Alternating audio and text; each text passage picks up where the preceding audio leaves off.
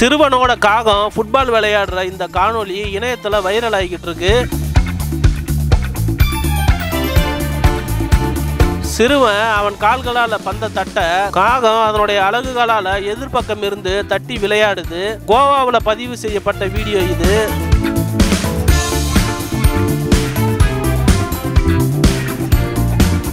இந்த காகம் அவனுடைய முன்னோர்கள், அதனால தான் இவ்வளவு பாசமா கூட வந்து விளையாடிக்கிட்டு இருக்குதுன்னு. காகம் முன் பிறவியில ஃபுட்பால் பிளேயரா இருந்திருக்கும், அதனால தான் விளையாடுதுன்னு.